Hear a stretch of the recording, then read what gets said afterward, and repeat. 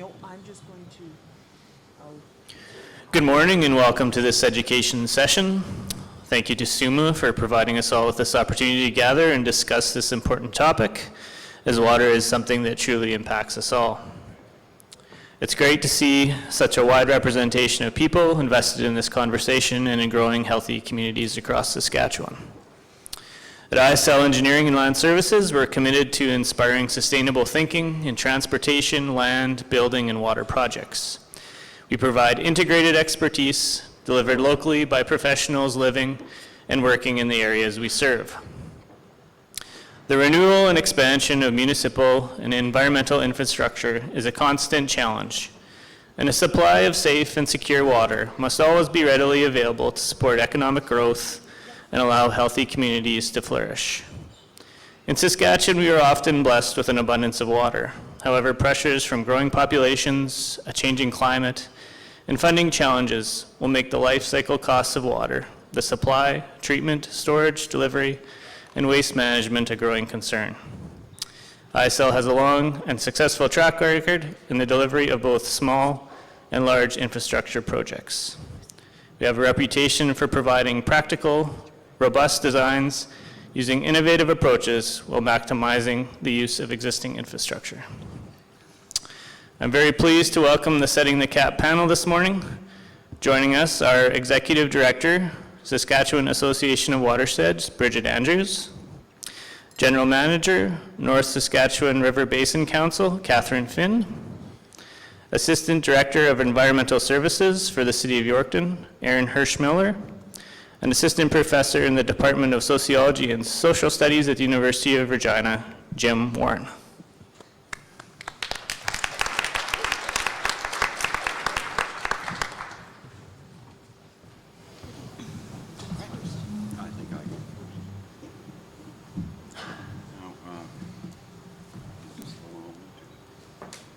if it doesn't, I got my guy right over here. So how do I See what start? happens.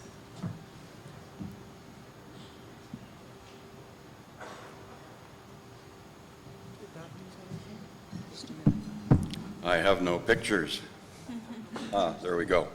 Well, good morning, everyone. I'm going to be approaching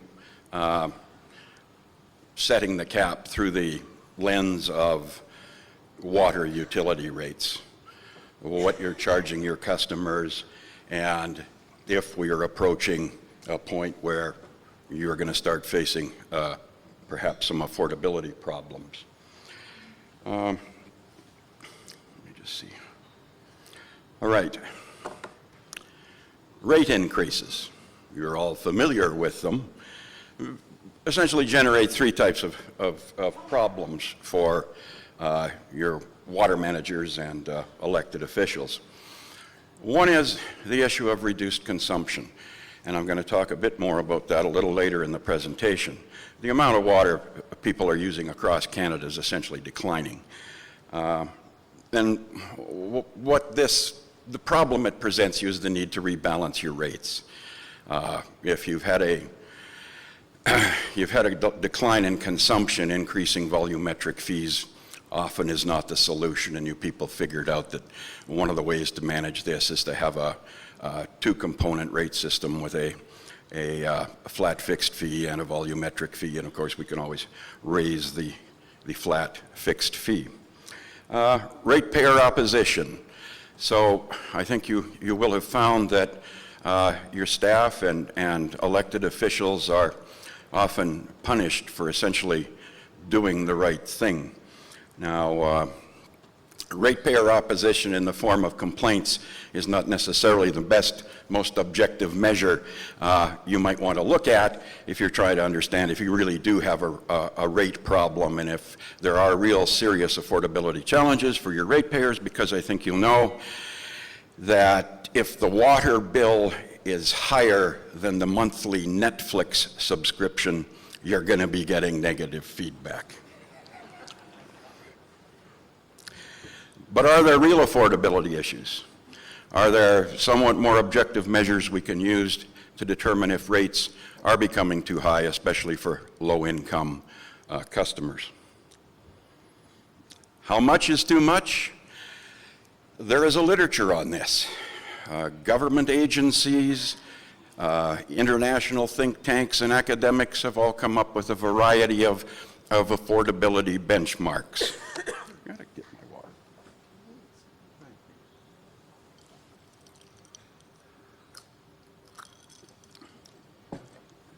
Government of the UK, their benchmark, developed in the early 1990s, was that for low-income households, the fees they pay for water and wastewater should not exceed 3% of their after-tax income. The World Bank and OECD have developed ranges, depends on the context, socioeconomic conditions of the jurisdiction they're looking at. Their ranges run from 2.5% to 5%.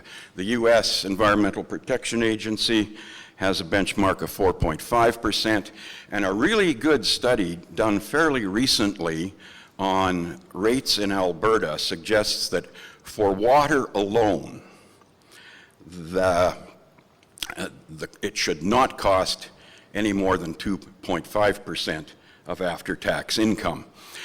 So I've done some research on this, tried to get an idea of what's going on around Canada, and wanted to identify who we might think of as low-income customers, and I made use of the Statistics Canada low-income cutoff, often somewhat incorrectly viewed as Canada's poverty line. Now, I'm just going to try and go back here a bit.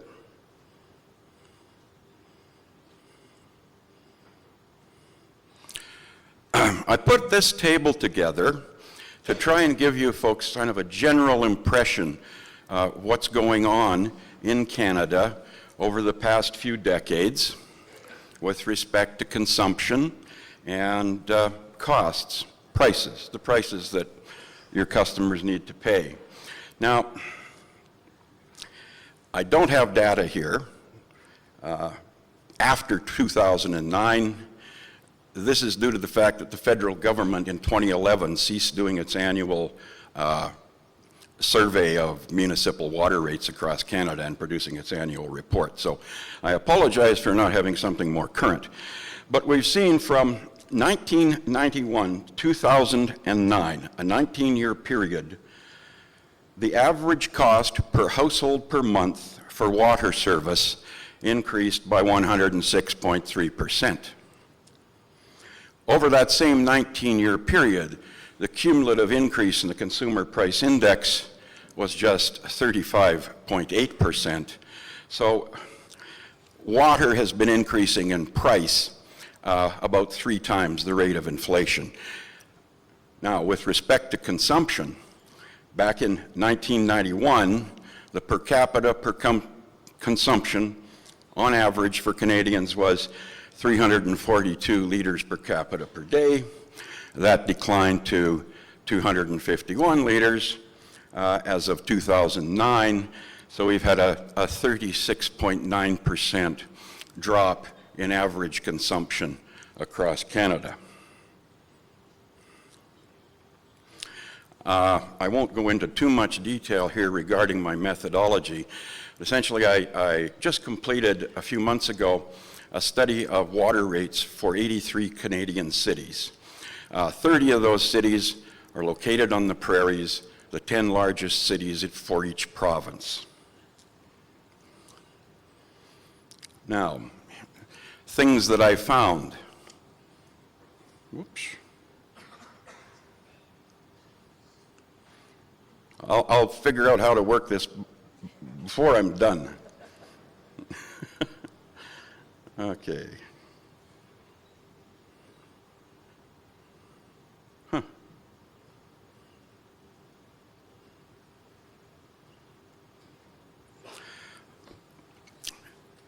In 19 of the 83 cities I looked at, low-income households, households living at or below the low-income cutoff, in 19 out of those 83 cities, the affordability benchmarks being exceeded, that low-income households, according to the international benchmarks, could be having difficulty paying their water bills.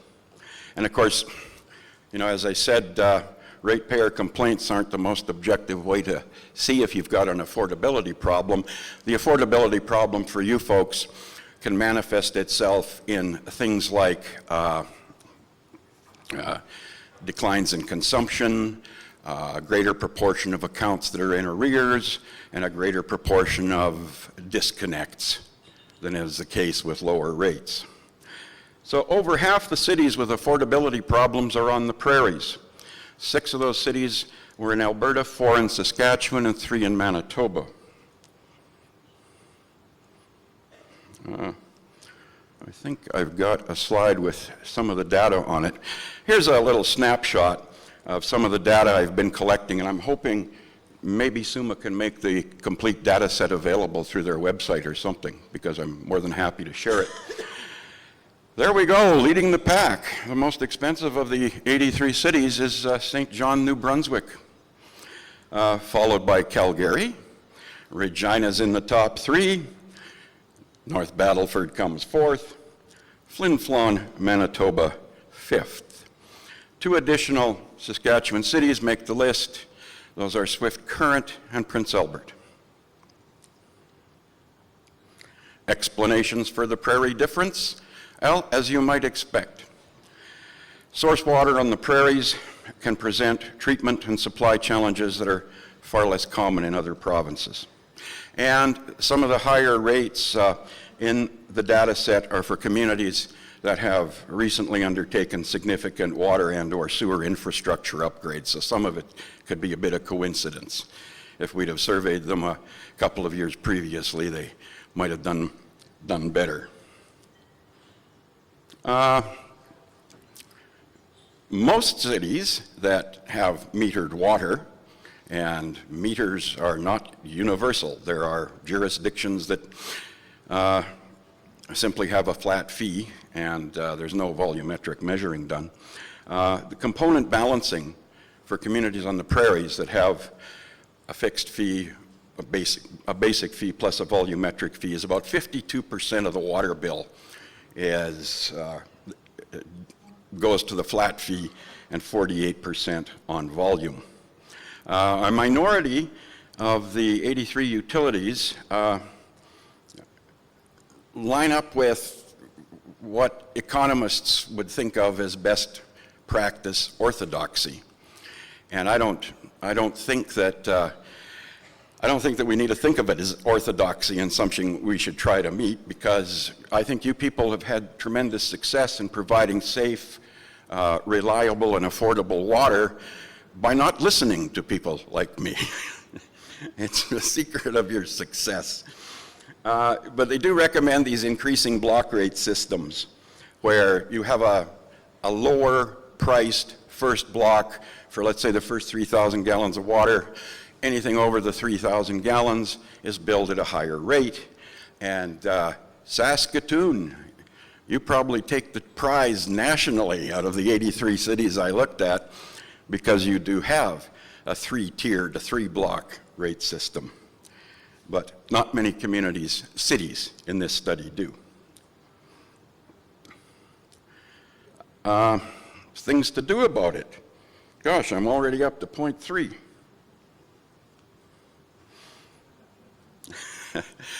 Well, things would improve if you had more money. The fact that we simply don't have a reliable pool of senior government support for municipalities engaged in infrastructure upgrades. You're all familiar with the grant lottery. In Alberta, according to that 2016 Janssen study, the Alberta government makes use of what federal funds for infrastructure are available, tops those up, and endeavors to ensure its policy is that towns and villages pay no more than 25% of the cost of infrastructure upgrades. I wonder if they'll be able to afford to continue doing that. And what do we do about unaffordable rates. Is this the responsibility of municipalities? Part of the, intergovernmental fiscal rebalancing that happened as Canada, developed its modern post-World War II welfare state was that senior governments would take on the obligation of looking after people in distress, social welfare responsibilities. So if municipalities are put in a position of having to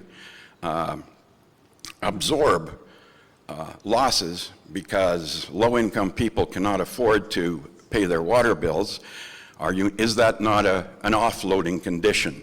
Are you not then having to take on responsibility for something that could be handled through the social welfare system, through a tax credit system, through a rebate system? And I better wrap this up. Whoops. Hey, it got wrapped up for me.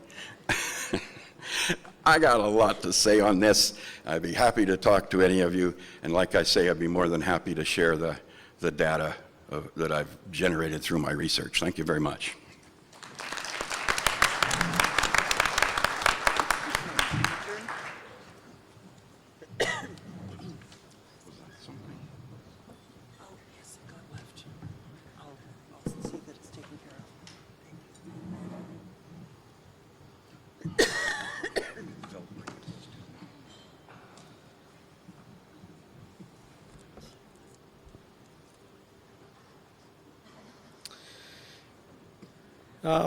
Excuse me. Good morning. I'd like to thank SUMA for having me attend the conference and present at this panel discussion. My name is Aron Hershmiller. I'm the Assistant Director of Environmental Services with the City of Yorkton.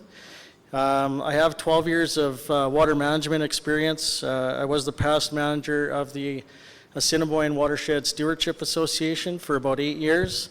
Then I went over to manage the Water Security Agency office in Yorkton for the East Central region. And about a year and a half ago, I moved over to the City of Yorkton, and the term I'm in right now is Assistant Director of Environmental Services. So with that, I have previously worked with over 150 different municipalities and First Nation reserves, plus provincial, federal, and international organizations throughout those different terms.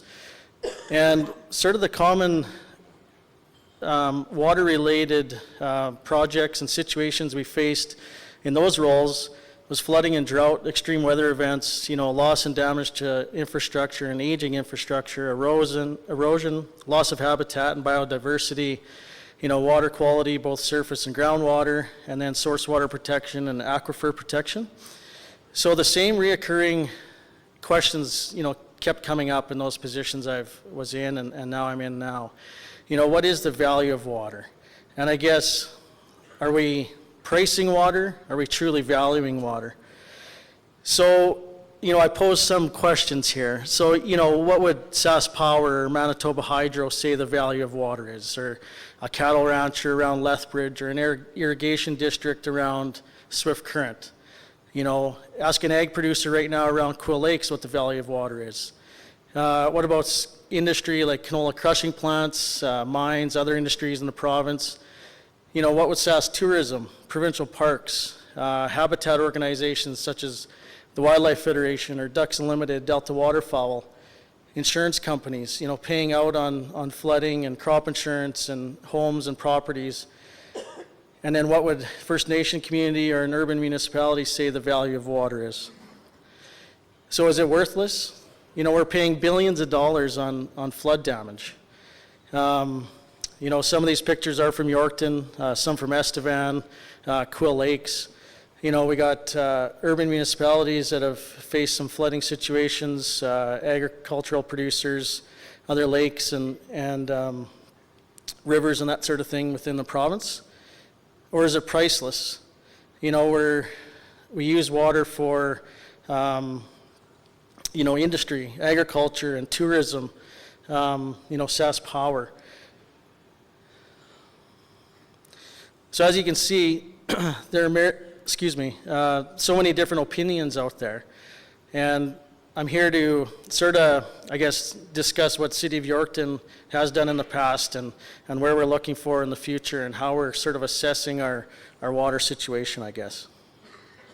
So just to back up a little bit, Environmental Services Department, essential services. So we take care of the water treatment plant, the wastewater plant, and the landfill, which includes solid waste and recycling. We work closely with our Public Works Department, where water crew deals directly with water distribution, the water meters, breaks and repairs, and then the service connections. So in 2011, I'm going to talk about the water treatment plant, the wastewater plant, go into a few projects and get into some costs where Jim laid it out nicely for me to go into. So in 2011, we built a new water treatment plant.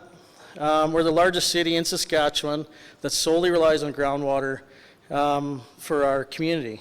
We have 13 wells that are in production in 5 different aquifers around the city of Yorkton. At that time, back in 2010, 2011, when we commissioned the water treatment plant, the cost of the facility was around $33 million, and of that we had equal cost share from provincial and federal funding sources. Just some images from our water treatment plant. I guess the thing with the water treatment plant and water sources in Saskatchewan, since the Walkerton, North Battleford situations, happened, changes were made in the province for more regulations. The Water Security Agency is our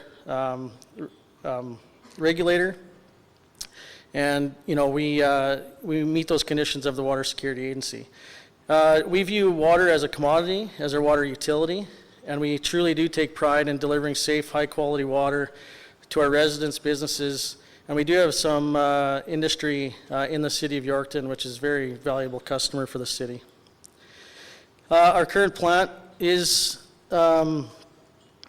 set up to operate at about 300 liters per second.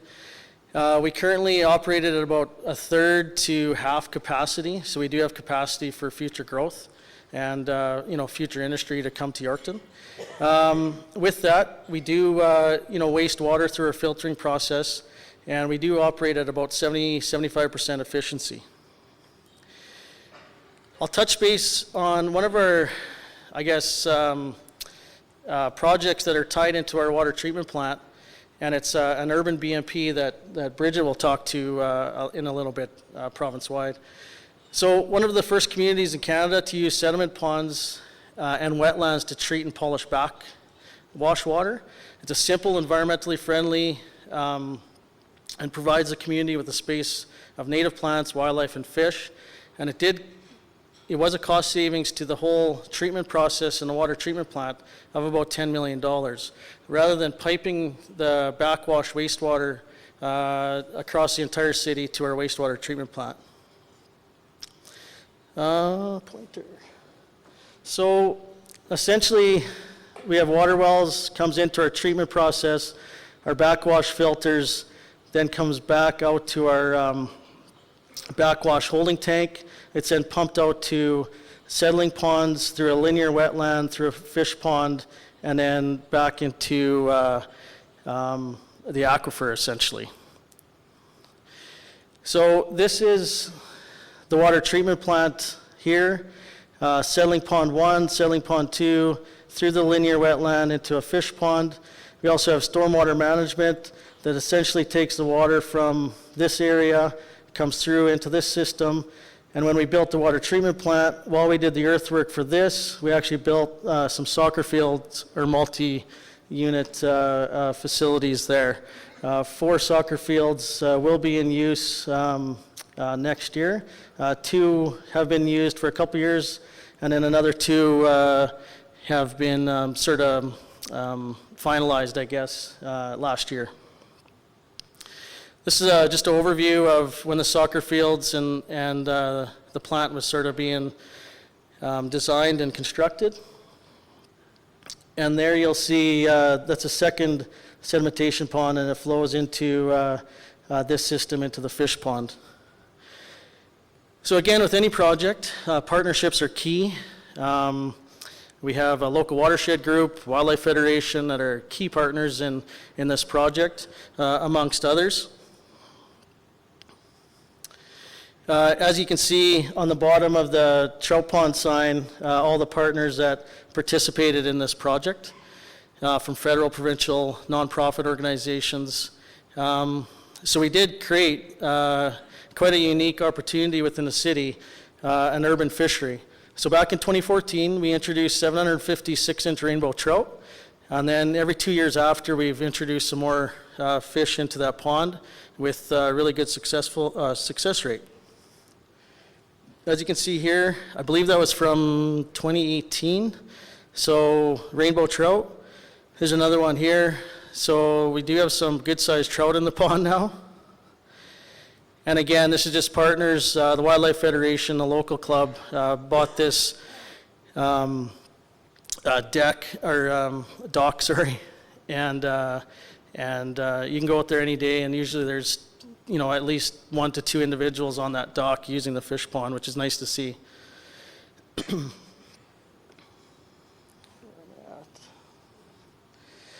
So as part of this project, we did receive a lot of awards, both provincially and federally. So it's great to be recognized on this type of project. Now the wastewater plant. Our current wastewater plant was built in 1972 with upgrades done in 1992 and expansion done then. And now with new federal regulations coming forward, we have to move forward with a downstream assessment. We are submitting a request for proposals to complete a downstream study. And then from that downstream study, we'll be potentially looking at some upgrades to the wastewater plant. So other communities we've recently, talked to, they've built some facilities and upwards of, $50 million.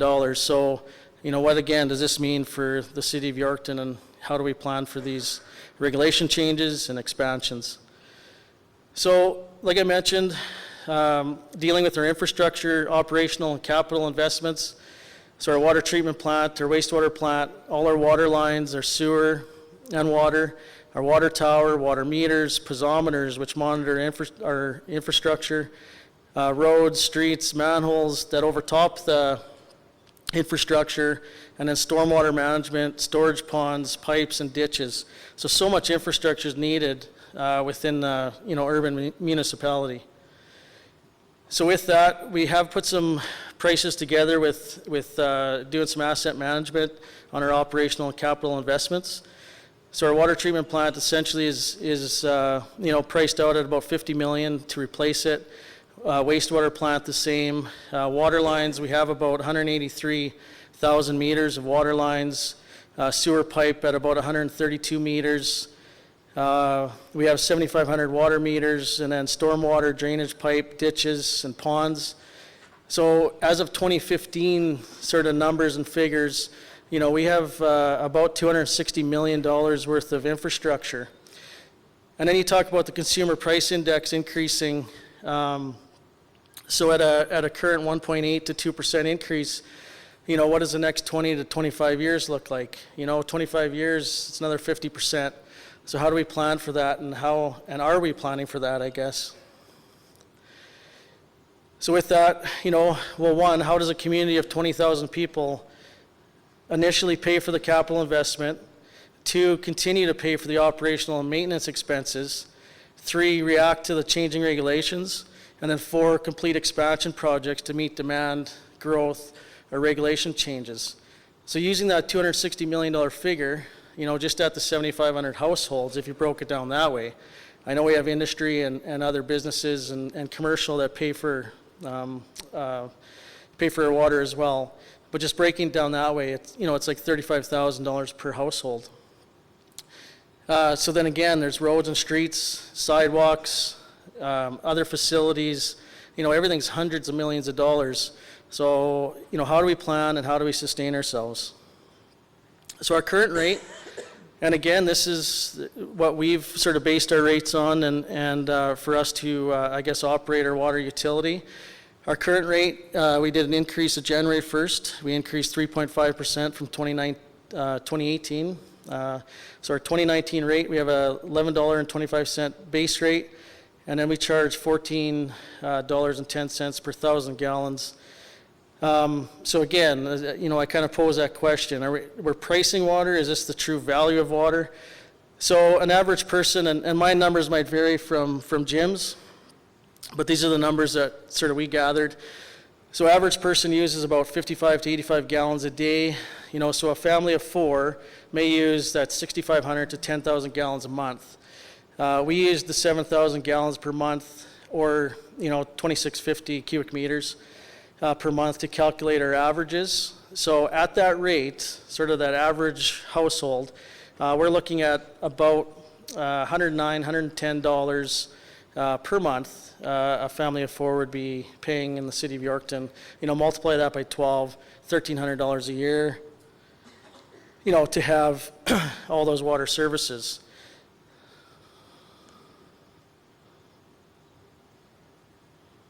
Sorry, I thought I skipped a slide there. So the city's income from water sales allows us to, cover operational expenses, complete scheduled work, and with that scheduled work, we're essentially on that 100-year replacement program.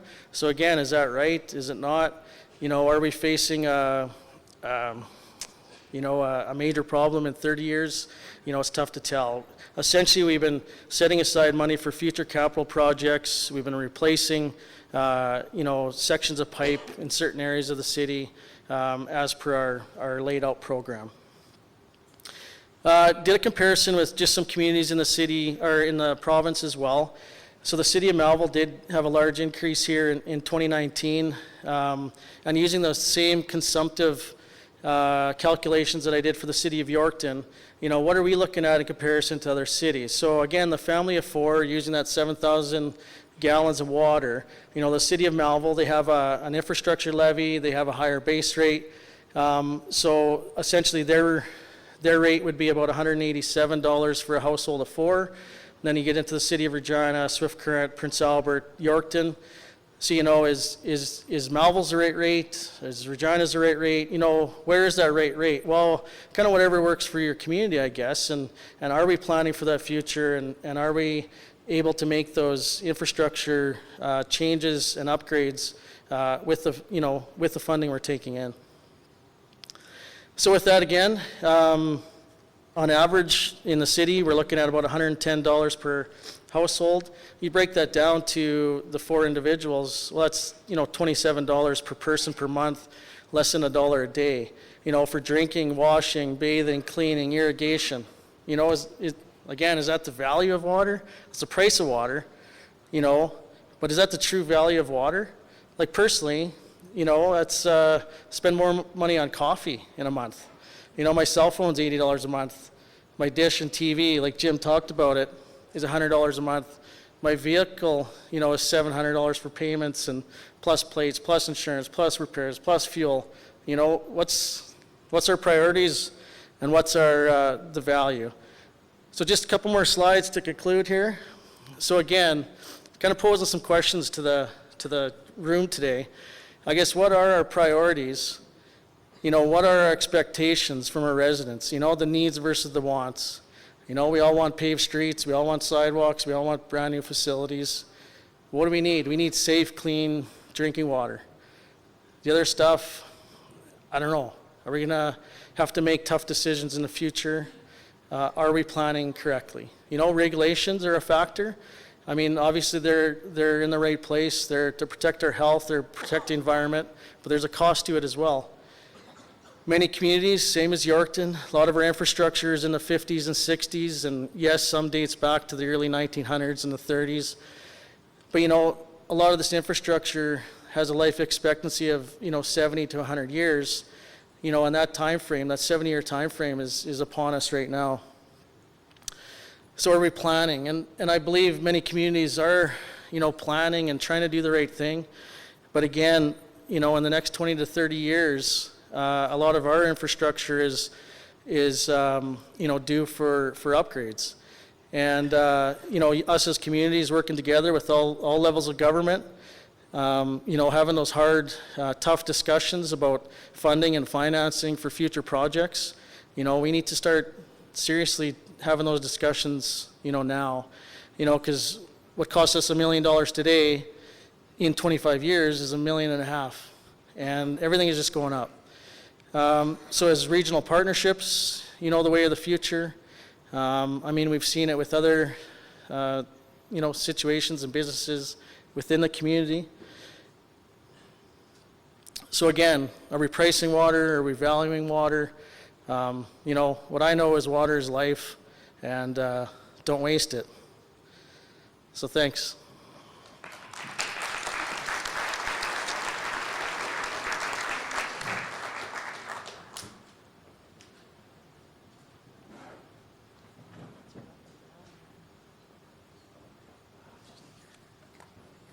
This one?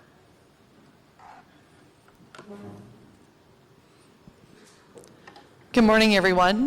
My name's Bridget Andrews. I'm the Executive Director for the Saskatchewan Association of Watersheds. I'm also a cattle rancher southwest of Moose Jaw. So I trekked up here today, early this morning, and it wasn't too bad. I thought the highways might be bad, but it was pretty easy going. I'd like to thank SUMA for inviting SAW, which is our acronym, to speak today and talk about two things. Who the watersheds are in the province, and also what they do, and then the urban BMP project that we've just started, year one of a 5-year project that's just getting going. So without further ado, I'll just talk a little bit first about what the watersheds are, who they are, and who SAW is. Who this is, how do I go back? There we go.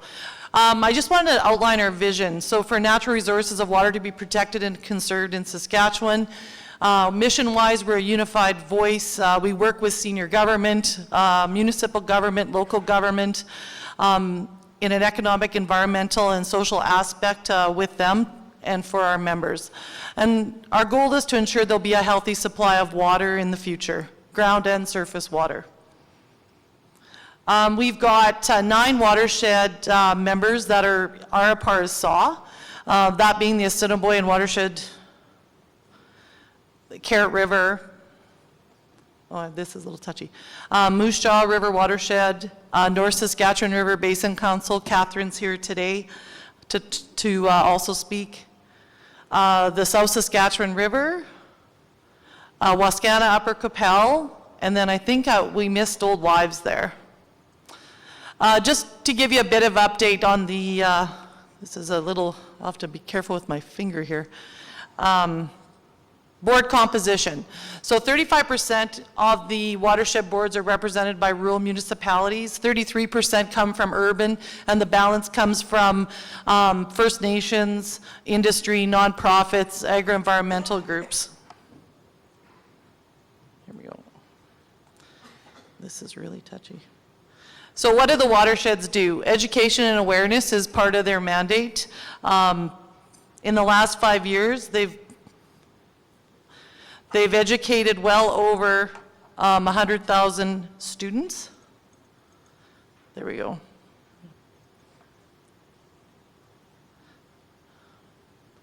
We also work a lot with agro-environmental farm stewardship programming through the Ministry of Agriculture and the CAP program, Canadian Agriculture Partnership Program. And that program is running right now, helping producers put environmentally sound projects on the ground with funding available to them. I don't know why this keeps jumping. We promote well decommissionings just to protect our groundwater resources through proper well decommissioning through the Farm and Ranch Water Infrastructure Program, which is also open to acreage owners as well, applying through your municipality. Holy Dinah. There we go.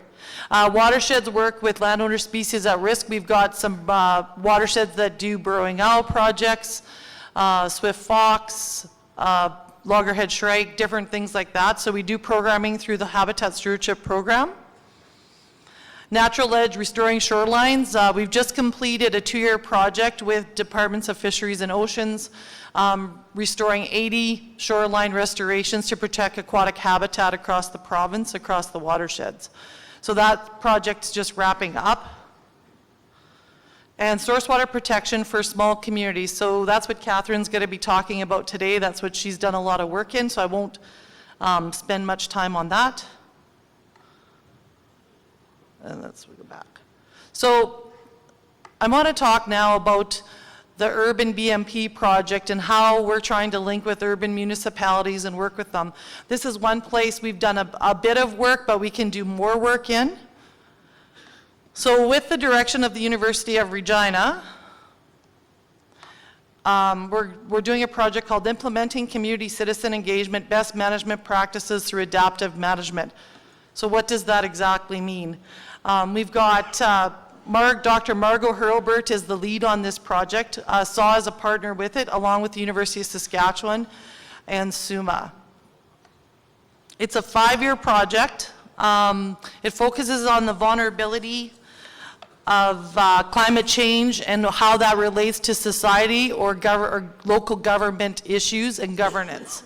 So with globally and locally, the water crisis, although accentuated by climate change, is increasingly recognized as a crisis of water governance. So that's what we're looking at. This goes back. So we've outlined 5 themes in this 6 themes in this 5-year project. Water quality and quantity, so water supply, source water protection for Indigenous communities, cumulative effects, whether that's excessive precipitation or extended drought, stormwater management, drinking and wastewater, preventative maintenance and infrastructure, and sewage effluent treatment. So those are the 6 themes that the group of us came up with that we feel could introduce or are introducing urban beneficial management practices. So just to go kind of quickly through the methodology of it, I'm not going to read this, but what we're going to do is we're going to engage 12 communities. In the first phase of the project, we're actually going to work with 6 communities that have or are implementing urban beneficial management practices in their urban municipality. Then we're going to take that, we're going to get graduate students to take that information, and we're going to put it into a white paper format, and then we're going to locate another 6 communities that say aren't implementing urban beneficial management practices, and we're going to duplicate and use the lessons learned from the first 6 communities and help the next 6 communities.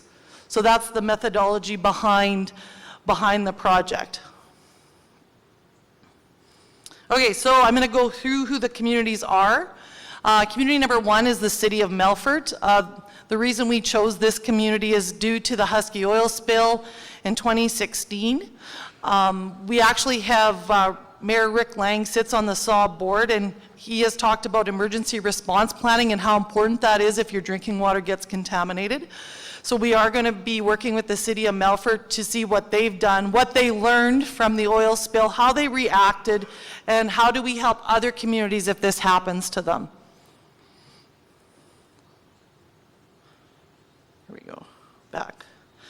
Town of Radisson. So in 2011 and 12, NRCan saw Water Security Agency, the Town of Radisson, and the North Saskatchewan River Basin Council joined together, and we LIDAR'd the network, or the drainage network, that affects the Town of Radisson from excessive precipitation. So what that does is we LIDAR'd it, found out the elevations, and then we ran models on it to show if we had too much water, where would we cut the roads? What would we do? Would we berm the middle of the town? What would that all look like? So we would be able to be better prepared for climate change extreme events. So we're going to work with the Town of Radisson, and then we're going to try to find a community that wants to do the similar LIDAR project. Community 3, Mistawassa's First Nation. So right now, Mistawassa's has a source water protection plan. They've been very proactive in developing that. We are going to be working with Anthony Johnson on this project, get the lessons learned from their First Nations community, and then we're going to engage another First Nations community to look at implementing source water protection plans. Oh, back up. 4, Village of Avonlea. So in 2011 and 12, the Village of Avonlea had really serious effluent discharge issues. They had one lagoon that did all the treatment, and then it was released. So they chose to upgrade their system by putting in an engineered constructed wetland to treat their effluent. So there was a small lagoon put in a small size, and that it actually discharges into a wetland, filters it out before it discharges down into the Moose Jaw River. We do have actually a community, the town of Gravelburg has stepped up and wants to do an engineered constructed wetland in the second phase of this project. What I did bring today though is a video of the constructed wetland for Moose Jaw, or for the town of Avonlea through the Moose Jaw River watershed, so it was a joint project. And if we can play that.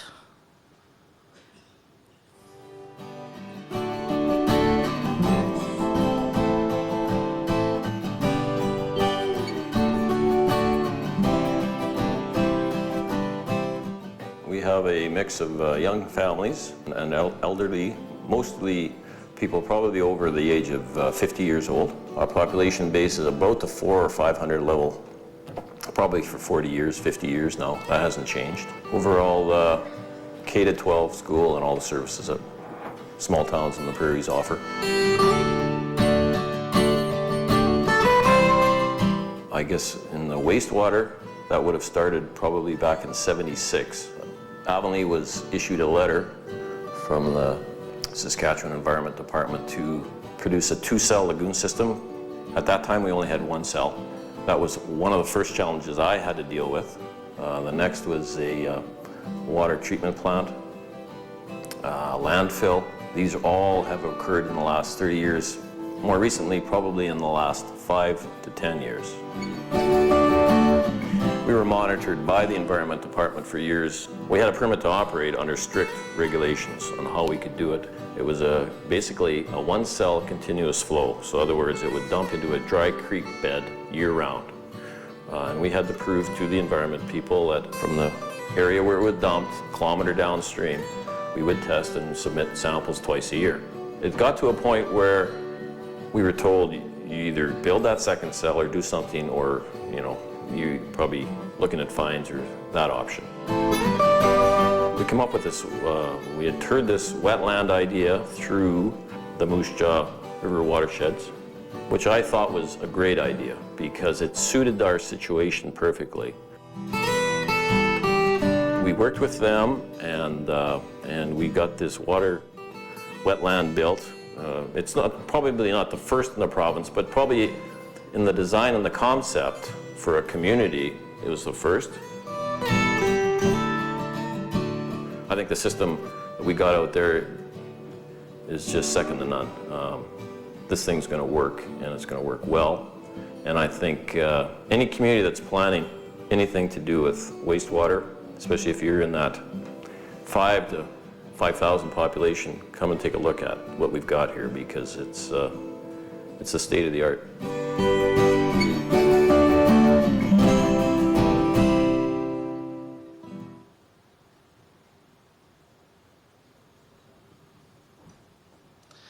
Okay, so that was taken just after it was built. There wasn't, as you can see, there's lots of kochia weed in it, but it's fully vegetated now. It looks pretty good, and the effluent is moving through it. So just to move on here, Community 5, City of Humboldt. So on our urban BMP, we have a gentleman by the name of Rod Halleck that sits on our committee, and he's brought the City of Humboldt forward for the innovation they have with regionalizing not only their water, but their recycling and landfill management. So we'll be working with the City of Humboldt in the next year or so, just to see the lessons they've learned, see what's worked for them, what hasn't, and then help other communities to look at a regionalization system that even Aron suggested today. Back up. And the last is the City of Yorkton. I didn't talk about the Logan Green today because Aron was going to talk about it, but it's such an innovative thing, innovative project that we're pretty excited to work with the City of Yorkton and find another community that wants to look at implementing this kind of project in their own community. I don't need to go further on that. Aron's touched on that today.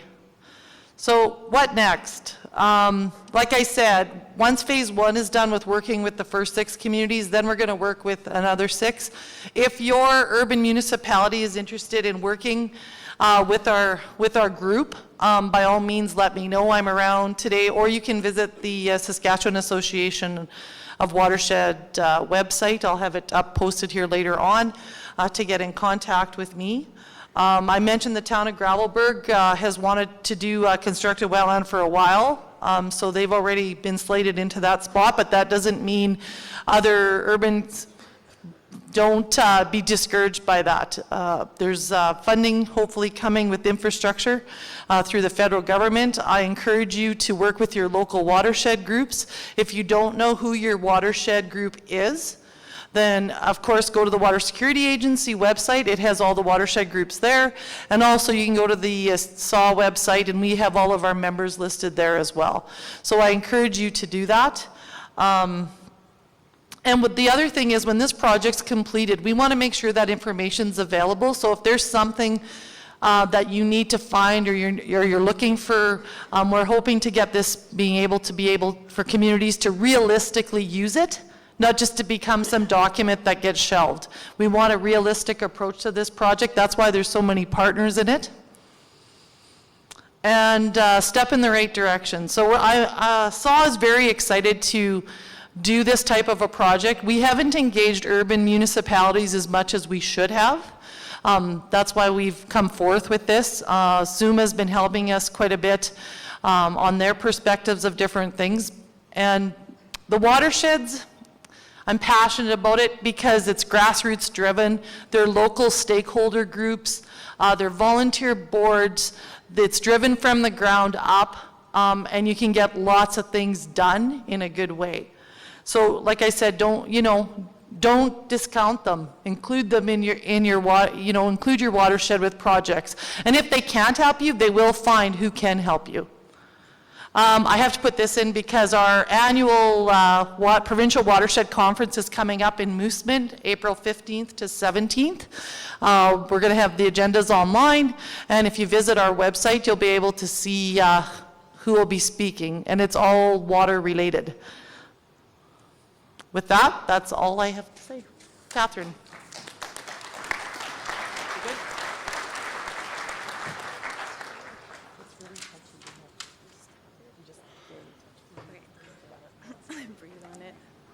Good morning. Good morning. There we go. Way up. Okay. We'll see how I do with this, the forwarding the slides. My name's Katherine Finn. I'm with the North Saskatchewan River Basin Council. We're a watershed organization, and I have to say I'm honored to have your time this morning. I'm excited to talk about a lot of the projects we're engaged with, and hopefully give you a kick in the pants to take some action. Okay, so I have to take 1 minute to disclose a little bit about myself because you're going to be thinking it in your head and not listening. So I'm from Saskatoon for a long time. I studied at the U of S, and I worked at a lookout tower in Alberta to afford my schooling at that time. And I lived in the bush by myself watching for fire and hauled water, rainwater, washed myself with that. And during that time, I did become a tree hugger. So I'm a self-disclosed tree hugger. You can stop thinking it and start listening. So I also more recently moved out by Hepburn, right along the North Saskatchewan River out there. And we homesteaded with my little family. And the first thing we did before we built was to plant trees, and my son was 4 months old, and I wore him on my back like a good African mama, and we planted 1,700 trees that year. And I remember we hired someone to rototill where we had discs, and I remember watching that cloud of dirt behind that rototiller, thinking about how much easier it would be to plant trees. And I threw up my hands and I said, I love diesel. So I'm a tree hugger who appreciates diesel power, and I feel well-rounded to address you this morning, so thank you. We're talking about watersheds, and I really like this image. It's not necessarily Saskatchewan, but it gives a good idea of how a watershed behaves. And you can see a little stream trickling down the center there. But most of what you see there is actually land, and I want to emphasize that point today, because when we talk about source water protection, watershed management, we're actually thinking about our landscape and our land uses, not so much the water that's in a specific body or in a stream. This is a map that Bridget had presented. The watersheds in green are areas that have an incorporated nonprofit watershed organization. And you can see my neck of the woods. So most of the southern half of the province has a group of people working to address watershed issues. So this is an image of my board and staff. And I think it's really important to have people who are thinking and talking about water all the time. I know in the municipal realm, you guys have a lot of things to deal with, a lot of challenges on your plate, and you can't necessarily address water all the time. It's important to have people that are there planning, thinking, looking for water, looking out for water, and they can assist you when the time comes or the need is there. So I encourage you, you all know obviously what watershed you're in, right? Right, okay, so we'll find that out. So the genesis of source water protection came, there were a few waterborne illness events about 20 years ago now. And we always asked, what can we do to stop this from happening again? And there were inquiries into both of those. And one of the recommendations was source water protection planning, part of this multi-barrier approach. And the idea behind a multi-barrier approach is a bunch of redundancies in treatment, a bunch of barriers that protect us from waterborne illness. So we have our water treatment plants that treat the water. We ensure that with our distribution, we have a free chlorine level that makes sure there's no yucky stuff growing in the pipes. But the idea was to take it back to the stream and do source water protection. And this is really where a lot of emphasis was made.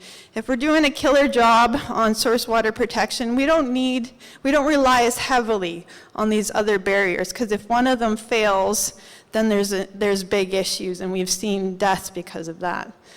I think the best example, some of you may be familiar with, the New York City watershed program, is they decided to deal with water on a watershed scale. That's what their treatment mechanism is. So they were faced with having to build a new plant, a $10 billion treatment facility with a $1 million per day operating budget, so huge costs. And they decided to step it back and invest that money in their land management. So think again about the landscape.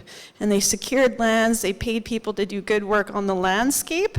So as the water entered into the streams and the river, it wasn't full of suspended sediments, coliforms, nutrient levels weren't spiked. All of that had been managed on the landscape. And all they had to do is basically chlorinate the water to make it safe. So it's a really great success story.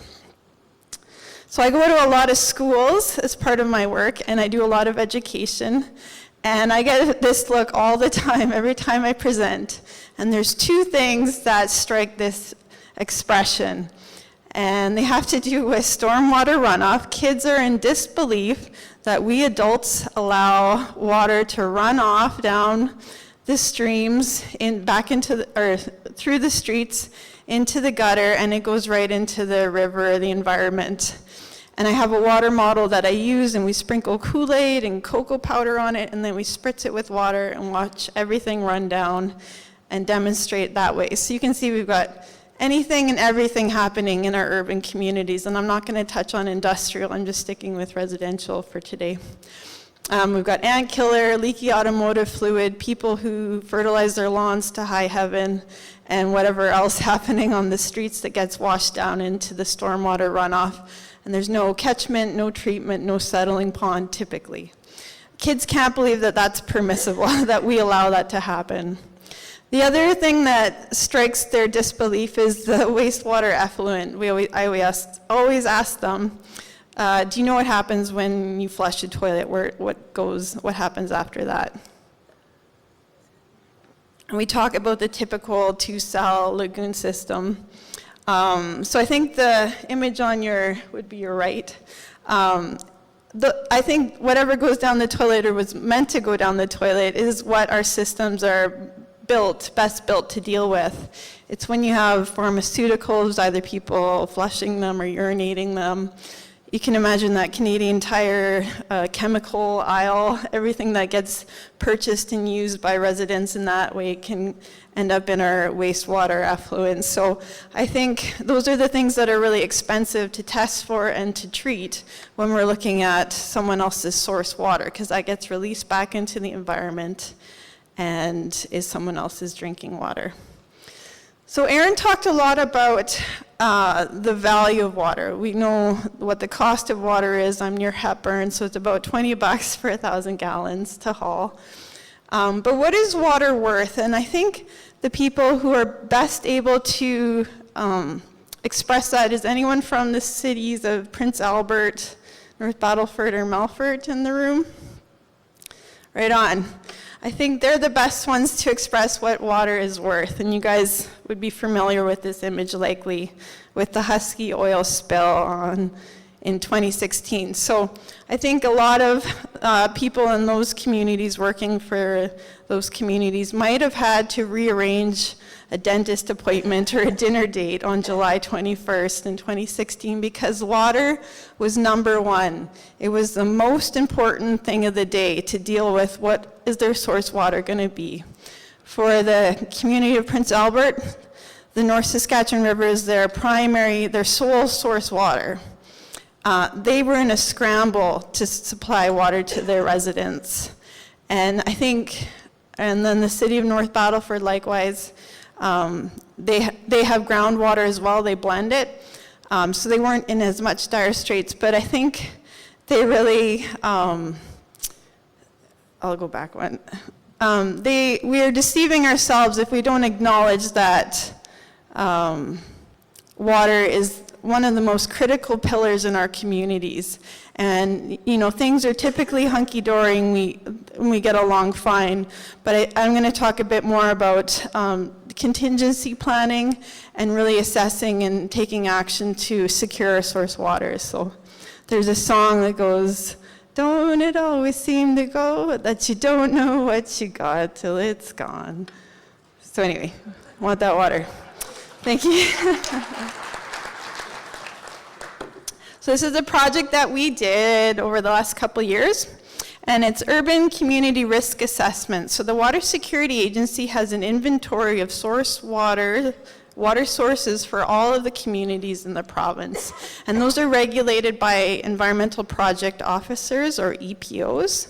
And the data set is largely out of date. It's inaccurate because in the 50s and 60s when wells were being drilled, they didn't have accurate GPS systems to record those locations. So what we did is we reviewed with the EPOs the different well locations and surface water intakes and updated the GPS locations, and we also did a risk assessment. So you can see that little blue circle around the blue dot. What that is a 225-meter buffer strip.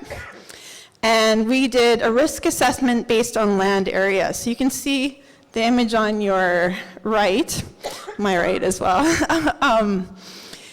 If your well is in native pasture or just native prairie or water areas, there's a lower risk than if you have a well in the center of an urban municipal development, or if there's industrial or recreational risk. So there's a different scale in the risk factor associated to what may potentially get down into your water source. And then in the little image there's kind of a red squiggly one. That's a watershed delineation that we did for a surface water intake. So again, you can see a larger area, and we're looking at what is the land use, what's happening on the landscape that could potentially impact your water source. So there were a number of risk factors that we took into account when doing the assessment. What is the population? How many people are reliant on that water source? What is the risk source? If it's a surface water source, it's at higher risk of getting impacted by different activities versus a deep well that might not be as at high risk. Land cover, and also does the community have land control? If your well is on your land, that's great if you own it as a municipality. If it's on like Sam's lot and he's opened up a used car lot, there's variable risk because you can't control what's happening around that.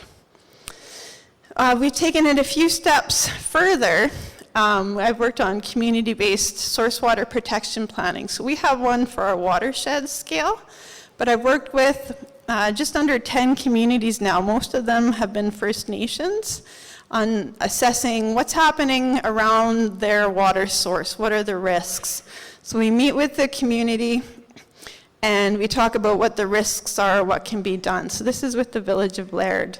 So there's always some common action items that can get done. There's always the need for education, if we need to decommission abandoned wells, or even fence our wells. If we have no fence or we're not securing our water source, that needs to be done as well.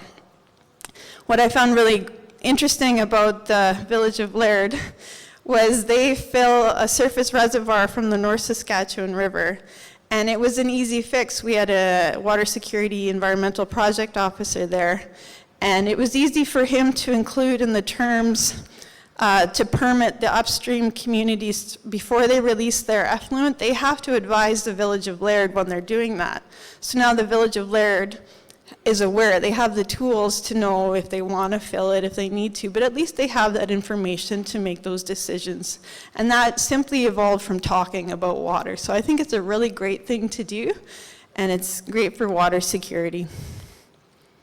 I need one more sip. So what can we do? What are our tools? So a lot of you might recognize a few filters on the screen. The lower row, those are also filters. If you have riparian areas, grassed waterways, that little bit of green around the water in the canola field, or soil, if water has to trickle through 80 feet of soil before joining the aquifer, all of those things are filtering water before it gets back into the system, and they're critical for improving water quality. And we have urban filters too. If you have grass drainage or stormwater runway where water can trickle through, anything green is good, because anything green, cattails, reeds, whatever, that's going to be cleaning the water before it goes back into the environment, and it provides a valuable service. So I was going to skip that slide. Source water alternatives. So again, if you only have one source of water and no contingency, that's something to think about before you're in a crisis situation. Do you have somewhere else that you can get water? And in some places they're doing toilet to tap, recycling water completely. Bridget showed the awesome example of the constructed wetland lagoon. I think that's a great thing because you kill two birds with one stone. You can alleviate those expressions of concern on the children's face when we say we're cleaning the water really well before releasing it back. And there have been case studies that have shown that the water coming out of the constructed wetland lagoon in some situations has been of better quality than the source water being used for treatment. So people get grossed out by that idea, but if you were in a crisis situation and you couldn't use your source water, having clean water at the end of the pipe that could potentially be used, I think is a great thing to have for water security. So just to recap, when we're protecting ourselves by protecting our water, by protecting our source, and when we mitigate risk, when we reduce the risk to our water, we reduce the need for a contingency plan, so you don't necessarily have to drink toilet water then. It always takes a bit of investment, some time and some money, and you have an option A. Make sure you have an option B for your communities. I think it's a quick check if you can think, what would I do if I lost my primary well or whatnot? You guys can answer that question. It deserves a bit of time. So when I was growing up, I'll close with this, I heard all the time, we screwed up the environment and it's up to you guys to fix it. And I remember thinking, that's a huge pill to swallow. Like, I'm 6, I don't know what to do. And I feel like that's not very fair to our young people to say that. I used to hear it all the time. So I think that there are things that we can do. And I am a strong believer that we should be doing things because we can, not just because we should. And that applies to many aspects in life. I think all the people that can't do something would if they could. You know, if you can't climb the stairs anymore, you wish you could, and you would do it if you could. You can call your mother, you would love to do it if you could. And I think if you can invest a little bit of time and energy, a little bit of money for the legacy of our water for the future, we should, because we can still. Because there's a lot of places in this world that, in China and Nepal and different places, where the river is a liability. It stinks, it's disgusting. And I think while we can still do these things, we should do it because we can. So thank you very much.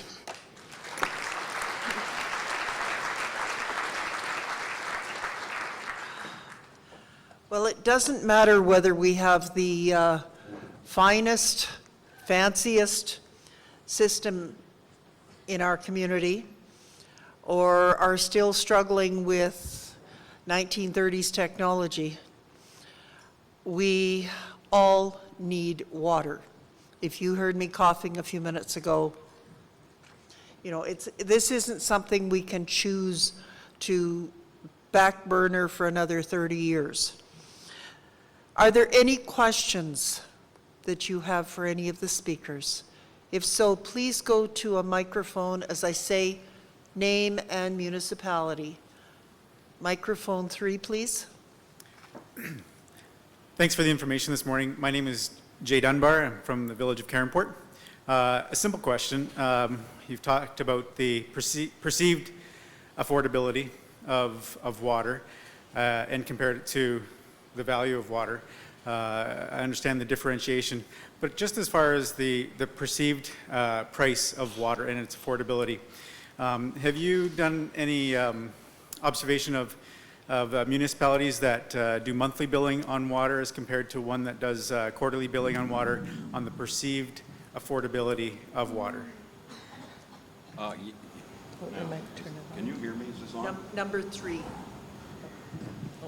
This mic. Hello.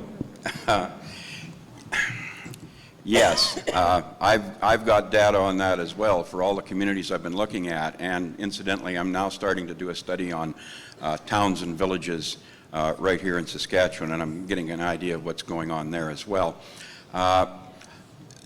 Best practices on it are to bill more frequently, that people will have more difficulty paying a bill that's a quarterly bill.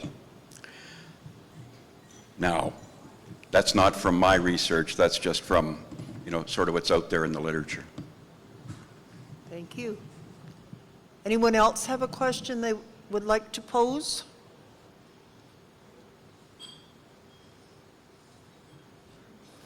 Again, microphone 3, please. Hi, Mr. Warren. Ian Dunbar from Herbert. You mentioned, we were talking about having, where's my note here? We pay for our water with a flat rate, and then we pay for water for the consumption. And I just missed it. You mentioned that there was a third.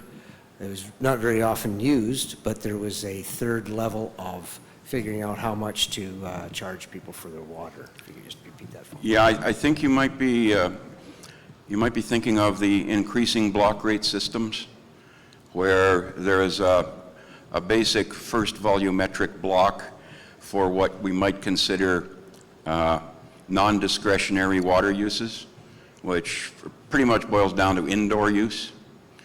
So that rate would be lower than the blocks that come after it. You would charge more money for water that is discretionary.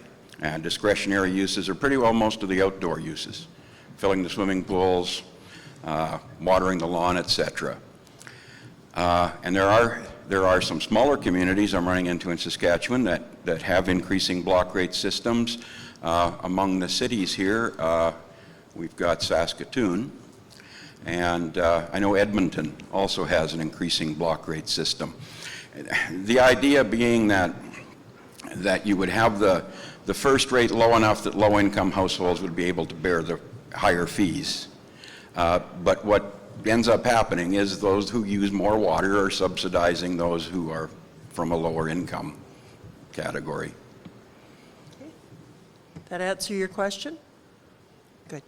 Thank you. Microphone 1, please. Carol White, CAO, Town of Assiniboia. This is in regards to protection of our source water. in the spring, summer, we have fish in our reservoir, and we do not allow motorized boats on the reservoir. And recently, the question has been posed as to whether we should be allowing vehicles on the ice for ice fishing in the winter. Whether there's contamination risks on the ice and then when the ice melts, et cetera. So I'd like to know your feelings on that, please. I think that's a realistic risk and a reason to be concerned. I always think people, if have the opportunity to be educated, will make positive choices. So I know one community there, an indigenous community in Alberta, they have quite a significant ice fishing derby. And, you know, just making options available like an outhouse or asking people to be conscientious of their vehicle use and having a place to put garbage can make all the difference so that it doesn't get left out on the site. So I believe people will make good choices when given easy opportunities to do so. Thank you. Microphone 4. Hi there, Robert Anders from the town of Stoughton. We have 3 wells 15 kilometers away from our town, and we're in the oil field. We keep having the oil companies wanting to drill real close to our wells and run their pipelines across them. Is there anything we can do?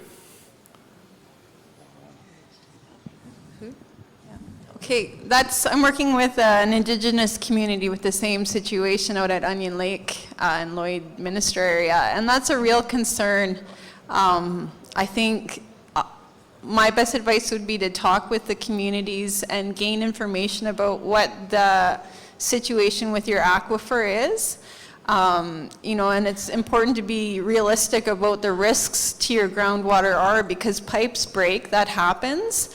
And if your aquifer is contaminated, that's a real situation that deserves a investment in a contingency plan for your community, and the oil and gas sector should make investments and assist with that, in my opinion. Yeah, I agree with that. Like, we brought that all up, and their lawyers say, too bad, so sad. Okay. No, I really think that should be an action item to be continued on, and that's good that you're thinking about that.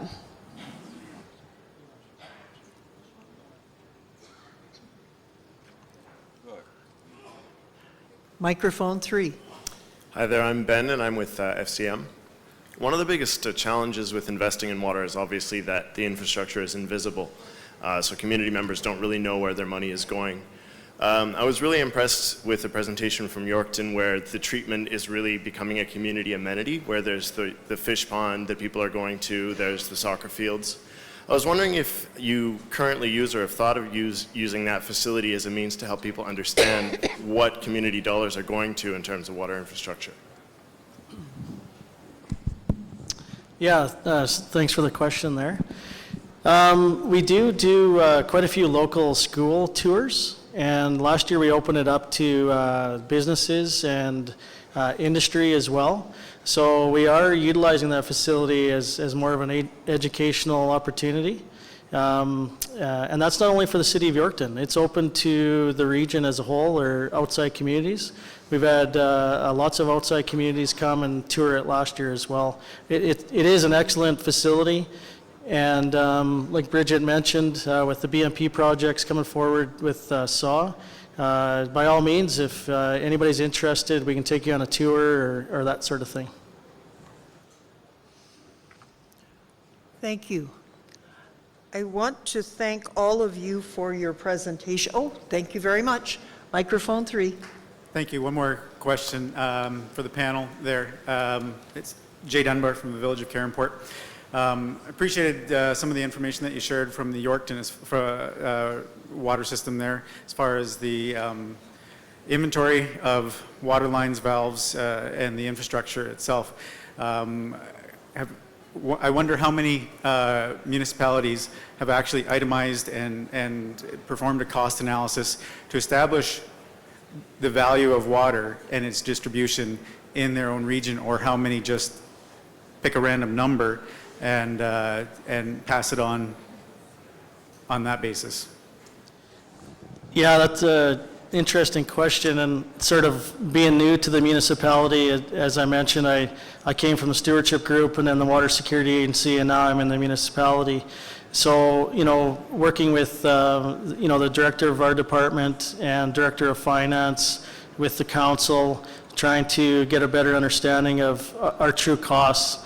And I'd like to, find out as well from other communities on their true assessment and valuation on water, and I think Jim will touch on it as well. I think I have a bit of an answer for